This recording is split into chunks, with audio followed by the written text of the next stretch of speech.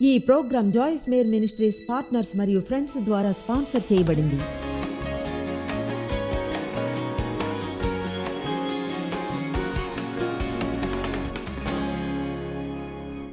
ఈరోజు ఈ సందేశాన్ని మీకోసం తెచ్చినందుకు ఉత్సాహంగా ఉంది. ఇది దాదాపు 6 నెలలుగా ఉంది. దీన్ని మీరు గతంలో ఎన్నడూ విన్నట్లుగా వినండి. ఎందుకంటే ఈరోజు మీతో నేను అద్భుతం కావాలంటే ఏం చేయాలో చెప్తా. అసలైతే ఈ సందేశం పేరు when you need a miracle విగల్. కనుక అందరం ఇప్పటి నుంచి కదలడం ప్రాక్టీస్ చేద్దామా? కదలడం అంటే నడవడం లాంటిది కాదు, కదలడం అంటే పరిగెత్తడం కాదు, కదలడం అంటే కదలడం. కనుక ప్రాక్టీస్ చేద్దామా?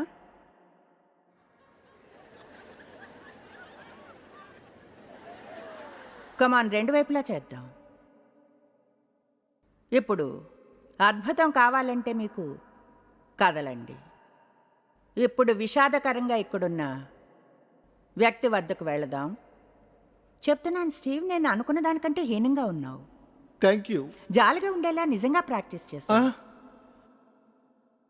ఈ వ్యక్తికే నేను ఎక్కువగా దాదాపు అవకాశం దొరికినప్పుడంతా బోధిస్తాను. యోహన్ 5 నుంచి 38 ఏళ్ళుగా అద్భుతం కొరకు కొలను వద్ద పడి ఉన్న అతని గురించి. నాకైతే బైబిల్లోని ఆశ్చర్యం కలిగించే కథల్లో ఇదొకటి. 38 ఏళ్ళు చాలా ఎక్కువే ఒకే చోట ఉండడం అంటే, ఏమీ చేయకుండా. అయితే ముందుగా ప్రసంగి 12:13లో ఆరంభిద్దాము. అతనికి పూర్తిగా ఇష్టం. అతను నాకు అవసరమైనంత వరకు అక్కడే ఉండడం. తండ్రి, ఈరోజు ఈ వాక్యాన్ని అభిషేకించు. ప్రార్థిస్తున్నాను, ప్రజలు ఇది అర్థం చేసుకోవాలి. కొందరికి ఇది జీవితాలనే మార్చివేయగలదు. ఎవరైనా ఆమేన్ చెప్తారా?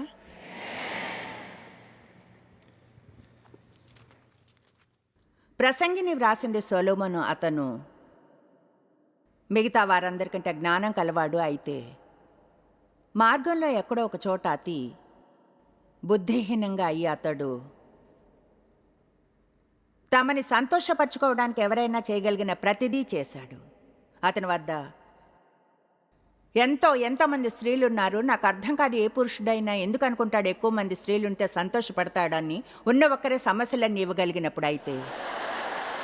అయితే అతనికి చాలామంది స్త్రీలున్నారు. ఇళ్లను నిర్మించాడు, భూములను పొందాడు, వెండి బంగారాలను సంపాదించాడు, దాసీలు ఎవరైనా కోరుకునేవన్నీ ప్రతిదీ అతను పొందాడు. అన్నాడు, ఇవన్నీ వ్యర్థమైనవే, అన్నీయూ వ్యర్థములే, అవి ఒకటి గాలికై ప్రయాసపడినట్లున్నవి. తర్వాత ప్రసంగి గ్రంథం చివరిలో 12వ అధ్యాయం 13లో చివరి వచనానికి ముందుది అన్నాడు. ఇదంతయు వినిన తరువాత తేలిన ఫలితార్థం ఇదే: దేవునికి భయపడి దేవుని యందు భయభక్తులు కలిగి ఉండి ఆయన కట్టడలను అనుసరించి నడుచుచుండవలను. మానవ కోటికి ఇది ఏ విధి. ఆయన సృష్టి యొక్క అసలైన పూర్తి సంకల్పం ఇదే.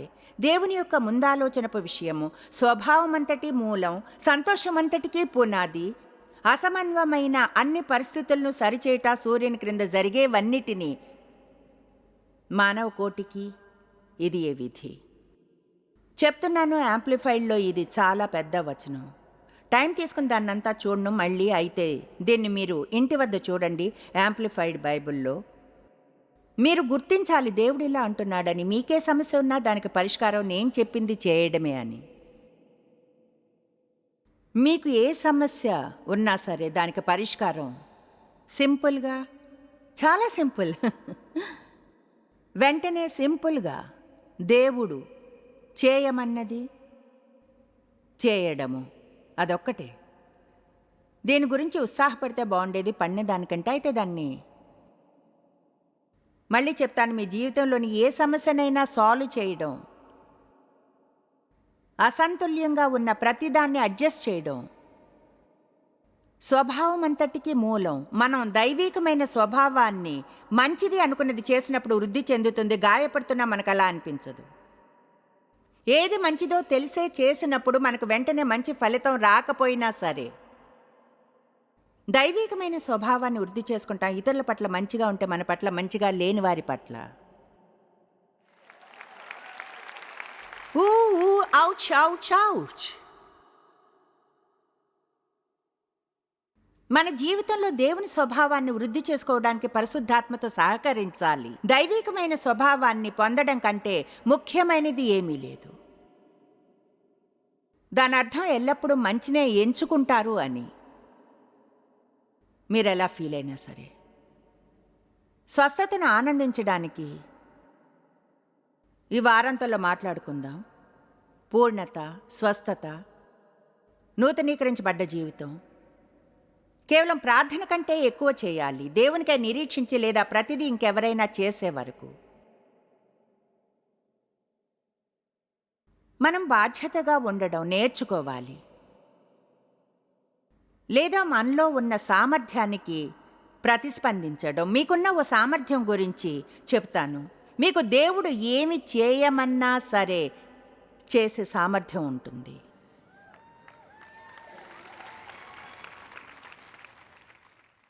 దేవుడు చేయడానికి సామర్థ్యాన్ని ఇవ్వని ఏ పని చేయమని ఎన్నడూ చెప్పడు. చెప్పింది విన్నారా? కనుక ఇలా అనడంలో అర్థమే లేదు, చాలా కష్టంగా ఉంది. ఇలా అనడంలో అర్థం లేదు, చేయలేను. మీరు అసలు ఏమైనా అంటే నిజాన్ని చెప్పి ఇలా అనండి, దేవా నాకు చేయాలని లేదు. అదే పర్వతం చుట్టూ మరో 12 సార్లు తిరిగి చూస్తా, ఒకవేళ ఎక్కువ కాలం వెయిట్ చేయగలనేమో నీ మనసు మార్చుకునేలా చేయడానికి ఎన్నటికీ అది జరగదు. దేవునికి విధేయత చూపడం నేర్చుకోవాలి. సామెతలు 6:5-9.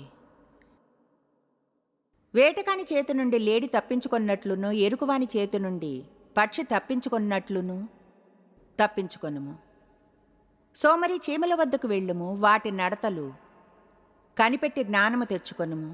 వాటికి న్యాయాధిపతి లేకున్నను, పై విచారణకర్త లేకున్నను, అధిపతి లేకున్నను అవి వేసవి కాలమందు ఆహారము సిద్ధపరచుకొన్ను, కోత కాలమందు ధాన్యము కూర్చుకొన్ను. సోమరి ఎందాక నీవు పడుకొని ఉందువు, ఎప్పుడు నువ్వు నిద్ర లేచెదవు.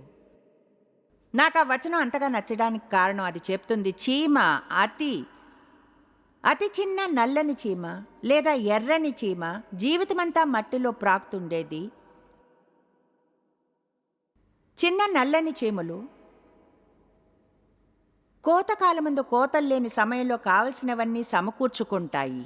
వచనం ప్రత్యేకంగా చెప్తుంది ఏ అధిపతి లేకుండా అవి చేస్తాయని. ఇప్పుడు నాకు నచ్చిన భాగం ఇది. అవి ఏమి చేయాలో అవన్నీ చేస్తాయి, అలా చేయమని ఎవరూ చెప్పకుండానే. చూడండి, చీమ చాలామంది ప్రజల కంటే తెలివైంది. అదెంతో అందమైన వచనం. ఏది మంచో చేయగలిగినప్పుడు, ఎవరూ చూడనప్పుడు, అది సరైంది కనుక చేస్తున్నందున, దేవుడు చెప్పాడు కనుక జీవితాల్లోని ప్రతి ఏరియాలోనూ గ్యారంటీగా విజయాన్ని పొందగలం. చెప్పింది విన్నారా? ఇంటికి వెళ్ళినప్పుడు మీకో మిషన్ ఉంటుంది. అదే మీ జీవితాన్ని సమస్తము చూసే దేవుని దృష్టి ముందు. దేవుని ముందు జీవించడానికి దేవుడు మాత్రమే. ప్రజల్ని ప్రీతిపరచడానికి జీవించకండి, లేదా మిమ్మల్ని ప్రీతిపరచుకోవడానికో. బైబిల్ ఏం చెప్తుందో తెలుసుకుని మనసుని దేవుని సహాయంతో సెట్ చేసుకోండి. వాక్యంలో మీరు తెలుసుకునే ప్రతిదానికి విధేయత చూపుతారు. అలాగే వ్యక్తిగతంగా ఆయన మీ మనసులో ఉంచే ప్రతిదానికి కూడా.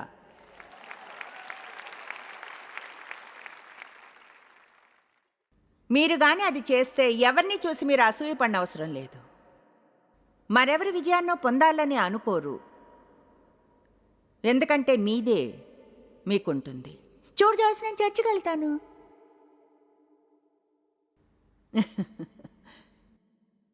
నేను చర్చికి ఎన్నో ఏళ్ళు వెళ్ళాను, దేవుల్లో గంభీరంగా అవడానికి ముందు.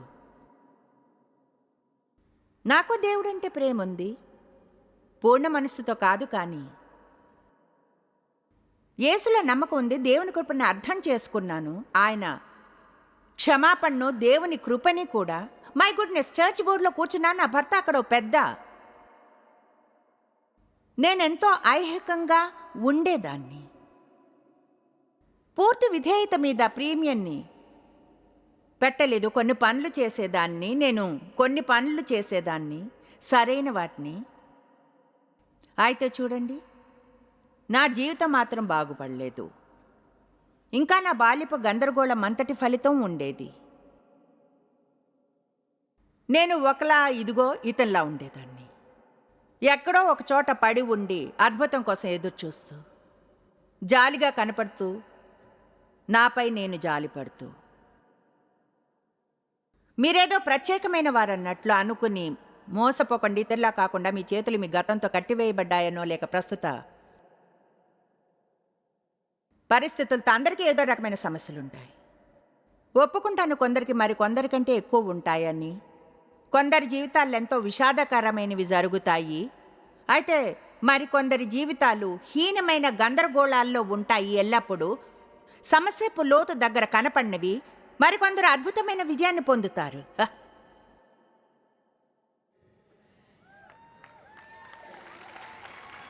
అయితే ఎందుకు? ఏం జరుగుతుంది? ఎక్కువగా అదంతా వైఖరే. ఎక్కువగా అది స్వార్థం, స్వార్థపరత్వం. అయితే అది తిరిగి ఎప్పుడు దేవుని వాగ్దానాలు కోరుకున్న వారందరికీ అన్నదానికి వస్తుంది. వాగ్దానం పొందిన వారికి మాత్రమే కాదు, కానీ దేవుడు చేయమన్నది చేయడానికి ఇష్టపడ్డ ఎవరికైనా సరే అప్పుడు వాగ్దానం గ్యారంటీగా ఉంటుంది. నిజం తెలుసుకోవాలంటే మనం విధేయతను గురించి కావలసినంత బోధన వినం. నేనన్నాను, బహుశా మనం విధేయత మీద ఎక్కువగా బోధన వినము. ఆశీర్వాదాలను గురించి వింటాం, దేవుని నుంచి మనం కోరుకునేది పొందడానికి ఎక్కువ వింటాం, అపవాదన ఎలా ఎదిరించాలో వింటాం. అయితే విధేయతను గురించి వినాలి. బైబిల్లో ఉన్న వాగ్దానాలన్నీ ఓ ప్రత్యేకమైన గ్రూప్ కొరకు. అందరం ఆ గ్రూప్లో ఉన్నాం. ఆ గ్రూప్ పేరు ఎవరైనా సరే. ఈరోజు ఇక్కడున్న ప్రతి ఒక్కరూ ఆ ఎవరైనా సరేనే. ఆశ్చర్యపరిచే వచనాలు. ఆయనలో నమ్మకం ఉంచేవారు రక్షించబడతారు. ఆయన నామాన్ని చెప్పేవారు రక్షణ పొందుతారు. యెషయా 61 ఆ వచనాన్ని స్క్రీన్ మీద చూపించండి, అందరం చూద్దాం. బైబిల్ చెప్తుంది, లెమ్ము. ఆ పదానికి అర్థం లేచి ముందుకు వెళ్ళండి. దాని అర్థం అదే, లెమ్ము, ముందుకు వెళ్ళము. లెమ్ము, పరిస్థితులు నిన్ను ఉంచిన నిరాశ నిస్పృహల నుంచి లెమ్ము. నూతన జీవితానికై లెమ్ము, తేజరిల్లుము, దేవుని మహిమతో ప్రకాశించుము. నీకు వెలుగు వచ్చి ఉన్నది, వస్తుంది కాదు వచ్చేసింది. యెహోవా మహిమ నీ మీద ఉదయించెను. అయితే మన జీవితాల్లో దాన్ని అనుభవాన్ని పొందడానికి మనం ముందుగా చేయవలసింది లేవడం.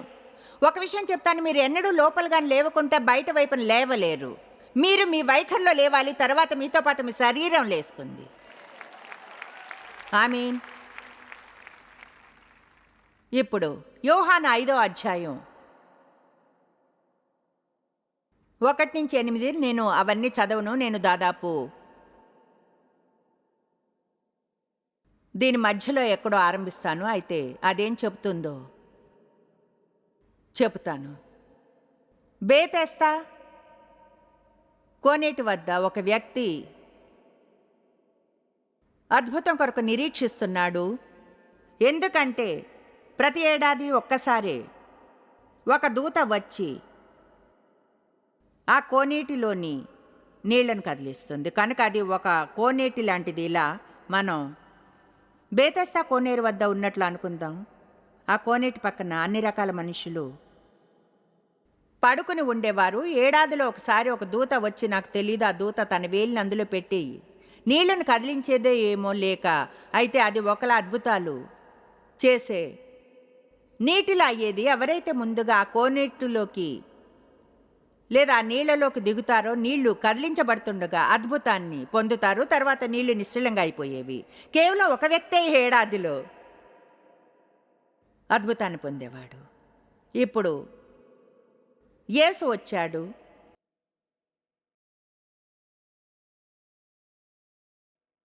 అక్కడ ప్రత్యేకంగా ఒకడున్నాడు. 5వ వచనం, అక్కడ 38 ఏళ్ల నుండి వ్యాధి కల ఒక మనుష్యుడు ఉండెను. కదల్లేని కుంటివాడు 38 సంవత్సరాలుగా. ఇదిగో అతను ఇక్కడున్నాడు. యేసు ఇతనితో ఆశ్చర్యకరమైంది అన్నాడు. యేసు అతడు అక్కడ నిస్సహాయంగా పడి ఉండడం చూచి ఆ పరిస్థితిలో చాలా కాలంగా ఉన్నాడని తెలుసుకుని అతనితో అన్నాడు, స్వస్థపడ గోరుచున్నావా? అసలు అది ఎలాంటి ప్రశ్న? స్వస్థపడాలనుందా నీకు? తప్పకుండా.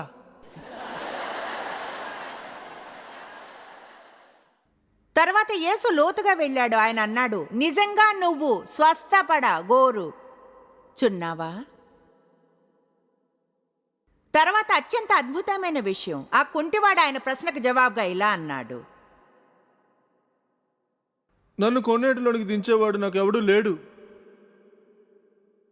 ఇంకా నేను వచ్చే లోపలే మరొకడు ముందుగా కోనేటిలోనికి దిగి స్వస్థత పొందుతున్నాడు. కనుక యేసు అతనితో అన్నప్పుడు, నిజంగా స్వస్థపడగోర్చున్నావా అని అతను అన్నాడు, నన్ను కోనేట్లోకి దించేవారు ఎవరు లేరు.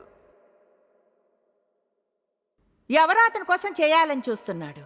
మీరు అనవచ్చు, చూడు జాయిస్, అతనికి ఓ బ్రేక్ ఇవ్వు, అతను కుంటివాడు. మీకు విషయం చెప్పనా? 38 సంవత్సరాల్లో నేను ఎంతగానో కదిలి ఉండేదాన్ని.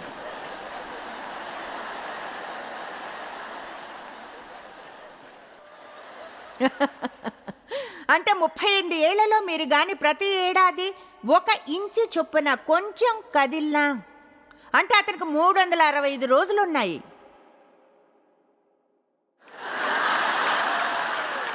కొంచెం కొంచెంగా. అయితే అతను యేసుతో చెప్పగల ఒకే ఒక విషయం, నన్ను కోనేట్లోకి దించడానికి ఎవరూ లేరు. నేను వెళ్ళే లోపల ఎవరో ఒకరు వెళ్తున్నారు. ఇప్పుడు యేసు ఇలా అనలేదు, ఓ పాపం నువ్వు, నమ్మలేకపోతున్నాను, 38 ఏళ్ళుగా ఇక్కడ పడి ఉన్నావు, ఎవరు నిన్ను కోనేట్లోకి దించలేదు. నిజంగా చాలా ఘోరం. అవును, చాలా విషాదకరం. అవునా? అవును. ఏమీ బాగోలేదు. సంతోషంగా ఉంది నా విధానంలో చూస్తున్నందుకు.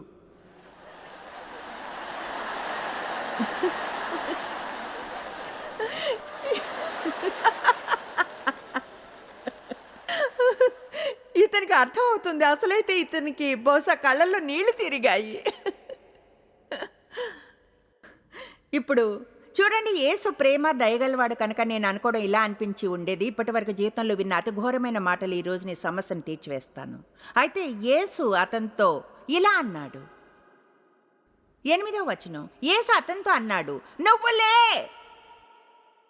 నువ్వు లే, నువ్వు లేచి నీ పరుపుని ఎత్తుకుని నడువు. గత 38 ఏళ్లలో నువ్వు చేసిన గందరగోళంతో ఇంటికి వెళ్ళు.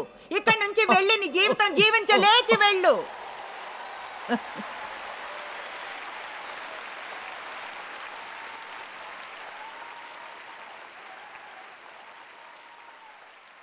చెప్తున్నాను, నాకు తెలియదు ఎంత దూరం మీరు వచ్చారో, లేక ఇక్కడికి వచ్చినందుకు ఎంత ఖర్చయిందో. అయితే చాలా మందికి అదే దేవుని వాక్యం. లెమ్ము,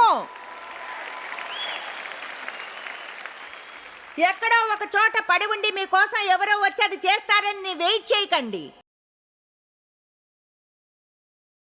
మీపై మీరు జాలి పడుతూ అందరూ మీకంటే ముందు వెళతారు కనుక ఎవరూ సహాయం చేయడం లేదు. మీరు మీ లోపల లేవాలి. మీరు లోపల లేచే విధానం ఏమిటంటే ఇలా అండమే, నా గతంలో ఏమైనా నాకు అనవసరం, ఏమో ఆరంభం మంచిగా లేదేమో, అయితే నా ముగింపు బాగుంటుంది. నేను మాత్రం దుఃఖకరమైన హీనమైన జీవితాన్ని జీవించను. నాకు వ్యతిరేకంగా వచ్చే ఏ ఆయుధము వర్ధిల్లదు. తీర్పులో నాకు వ్యతిరేకంగా పలికిన ప్రతి మాట తప్పని నిరూపిస్తాను. నేను క్రిందకు వెళ్ళడం లేదు, పైకి వెళుతున్నాను. మీ కడుపులో కొంచెం అగ్నిని తెచ్చుకొని ఇలా అనాలి, నేను ఎవరైనా సరేని. ఒకవేళ ఎవరి అప్పులైనా తీరిపోతే నేను బయటపడతాను. ఒకవేళ ఎవరైనా కొత్త కారు తోలితే నేను తోలగలను. ఎవరైనా మంచి ఇంట్లో ఉంటే నేను మంచి ఇంట్లో ఉండగలను. ఎవరైనా దేవునికి విధేయంగా ఉంటే నేను ఉండగలను.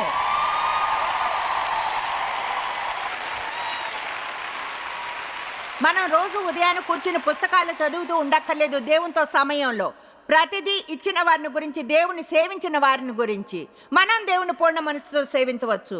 మనం ఆయన్ని వెతకవచ్చు, ఆయన సన్నిధిలో నడవచ్చు, ఆయన పునరుద్ధరణ శక్తిని తెలుసుకోవచ్చును. ప్రపంచాన్ని మార్చేవారిలా ఉండవచ్చును, ప్రపంచంలోని ప్రజలకు సహాయం చేసే ప్రజలుగా ఉండవచ్చును. మనలోని ప్రతి ఒక్కరూ మన మనసుల్లోంచి మనల్ని తీసివేసి విలువైన జీవితాన్ని పొందవచ్చును. అతను కుంటివాడు అయితే దేక్కుంటూ వెళ్ళవచ్చు. మీలో ఏ లోపం ఉన్నా నాకు అనవసరం, మీరు దేకగలరు. దాని గురించి 38 ఏళ్ళు ఆలోచించా ఆ కోనేటి చివరి వరకు వెళ్ళగలిగేదాన్ని. నేను గాని నీళ్లకు అంత దగ్గరగా ఉంటే దూత వచ్చి వేలుతో నీటిని కదిలించినప్పుడు నీళ్లలో పడి అనేదాన్ని, మునిగిపోతాను లేదా స్వస్థత పొందుతాను, అయితే ఇకపై మాత్రం ఇలా జీవించను.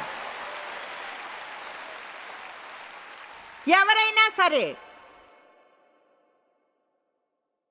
యేసన్నాడు, నేనే పునరుద్ధానమును జీవమును, నాలో ఎవరు నమ్మకముంచెను నాశనం కాకుండా నిత్య జీవమును పొందేదారు.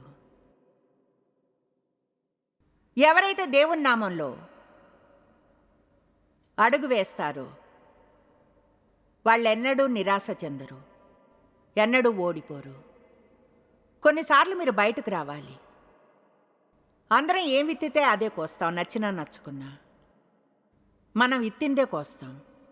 మీ సమస్యలన్నీ మీ తప్పులే అని అనడం లేదని అర్థం అది కాదు.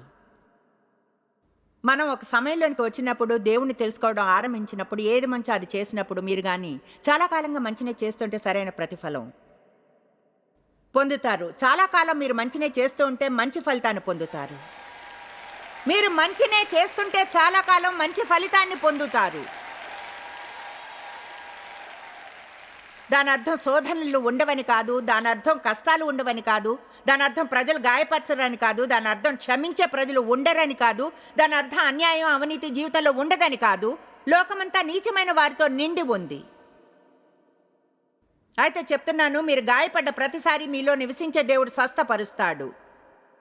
మీరు క్రిందకు తోయబడ్డ ప్రతిసారి మీలో నివసించే దేవుడు పైకి లేపుతాడు.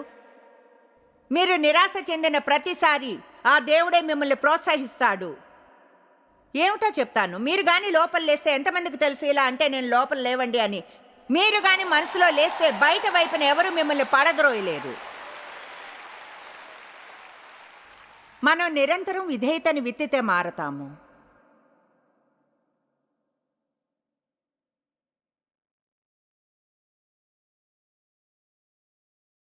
మన జీవితాలు మంచికై మారుతాయి. అవిధేయతను విత్తితే అన్ని రకాల దుఃఖాలు ఉంటాయి. మరి బాధ్యత అంటే ఏమిటి? అక్షరాల దాని అర్థం మీలో ఉన్న సామర్థ్యానికి ప్రతిస్పందించడం. అది ప్రతిస్పందించే సామర్థ్యం. దాని అర్థం ఒక లెక్క అప్పచెప్పడానికి పిలువబడ్డం, జవాబు ఇవ్వడానికి. తప్పైతే బాధ్యత వహించడం, మీ చరిత్రకు జవాబు చెప్పడం. మనం ఏం చేస్తాం? సాకులు చెప్తాం. ఎందుకంత చిరాగ్గా ఉన్నారు? మా ఆఫీసులో బాగాలేదు. అందరితో కలిసి ఎందుకు ఉండరు? నాకు మంచిగా ఉండదు. లెక్క చెప్పడం అంటే అది కాదు.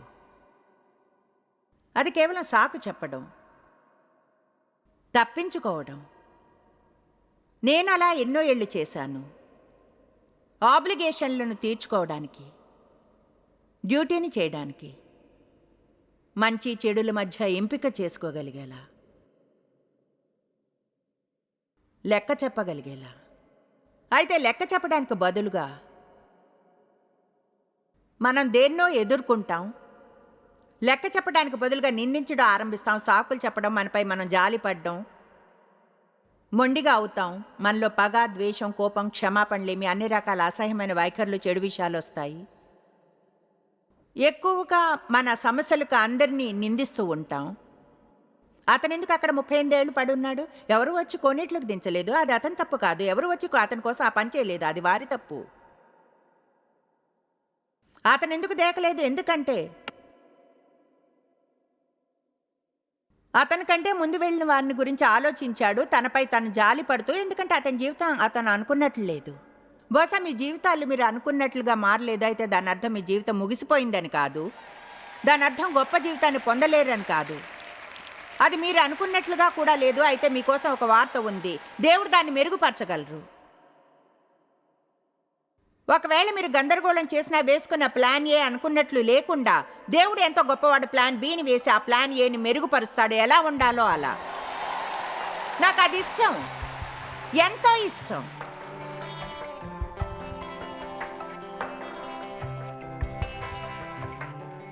ఇప్పుడు గుర్తుంచుకోండి, మీరు ఎదుర్కొనే ఎలాంటి దాన్నైనా దేక్తూ సవాలు చేయాలని.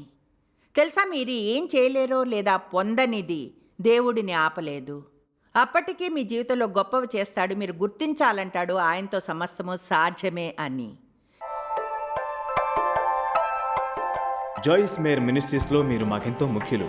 మిమ్మల్ని అభినందిస్తున్నాం. మా ఫ్రెండ్స్కి, పార్ట్నర్స్కి థ్యాంక్స్. ప్రపంచవ్యాప్తమైన ఈ పరిచర్య సాధ్యమయ్యేలా చేసినందుకు. అందరం కలిసి ఆకలిగొన్న వారికి భోజనం పెడుతున్నాం, బీదవారికి బట్టలిస్తున్నాం, దేశాలకు సువార్తను పంచుతున్నాం. ఈ రోజే సంప్రదించండి joycemeir.org. ప్రార్థనా నివేదనల్ని మాతో పంచుకోండి. మా సాధనాల గురించి తెలుసుకోండి. జాయిస్ సభల షెడ్యూల్ని తెలుసుకొని మాతో పార్ట్నర్ అవ్వండి. ప్రపంచమంతా క్రీస్తు ప్రేమను పంచడానికి. ఈ program Joyce Meyer ministries partners మరియు ఫ్రెండ్స్ ద్వారా స్పాన్సర్ చేయబడింది.